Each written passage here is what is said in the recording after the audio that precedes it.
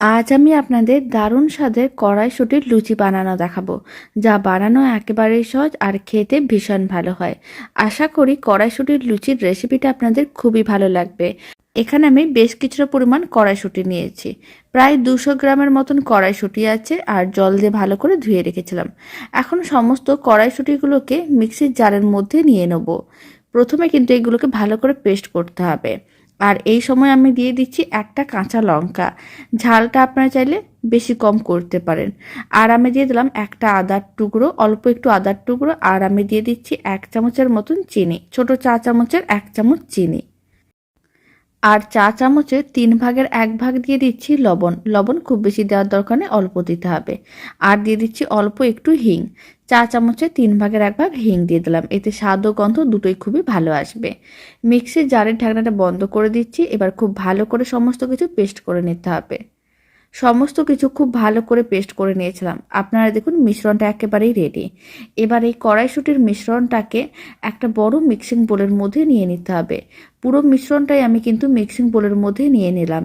এবার আমি এর মধ্যে দিয়ে দিচ্ছি মেজারিং কাপের 2 কাপ আটা। এখানে 300 গ্রামের মতন আটা আছে। এবার সমস্ত কিছু আবারও খুব ভালো করে মিশিয়ে একটা ডো রেডি করতে হবে।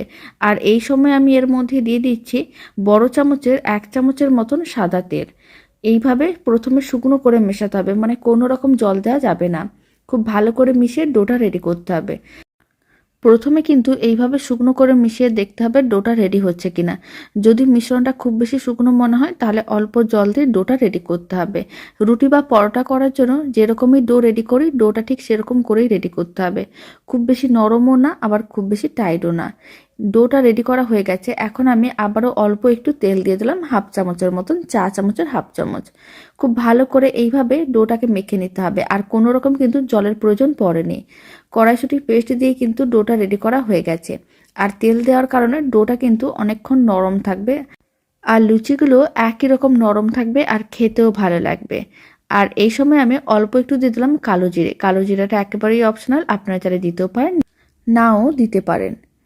তবে কালো জিরাটা দিলে দেখতেও ভালো লাগবে আর খেতেও ভালো লাগবে। আপনারা চাইলে জোয়ানও দিতে পারেন। সমস্ত কিছুই কিন্তু খুব ভালো করে মেশানো হয়ে গেছে। ডোটাকে এইভাবে 3 থেকে 4 মিনিট খুব ভালো করে মেখে নিয়েছিলাম। আপনারা দেখুন মিক্সিং বোল থেকে ডোটা কিন্তু আলাদা হয়ে গেছে।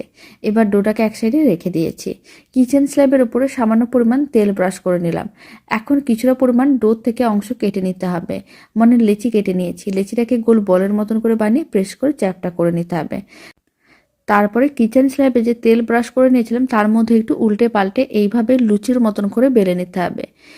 আর এখানে আমি কাঁচা কড়াইশুঁটিকে পেস্ট করেছিলাম, তাই কাঁচা কড়াইশুঁটিগুলো কিন্তু একটু দানা দানা আছে। এতে দেখতে ভালো লাগবে। এইভাবে কিন্তু একটু বেলে নিতে হবে। আপনারা দেখুন কড়াইশুঁটির যে দানাগুলো ছিল সেইগুলো লুচির ওপরে এইভাবে উঠে আসছে। এতে কিন্তু লুচিগুলো দেখতে অনেক বেশি ভালো লাগে। সমস্ত লুচিগুলো একইভাবে বেলে নিতে হবে। প্রথমে আমি বেশ কয়েকটা বেলে নেবো, তারপরে ভেজে দেখাচ্ছি। এবার লুচিগুলোকে ভাজার জন্য কড়াইতে পরিমাণ অনুযায়ী সাদা তেল নিয়ে তেলটা গরম করে নিয়েছিলাম।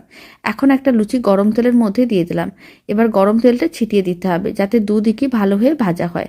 আর যেহেতু এর মধ্যে কড়াইশুঁটির দানা আছে তাই লুচিগুলো কিন্তু একেবারে ফুলকো হবে না, কারণ লুচিগুলো একটু করে ফেটে যাবে আর হাওয়াটা বেরিয়ে যাবে, তাই কিন্তু এগুলো ফুলকো হবে না।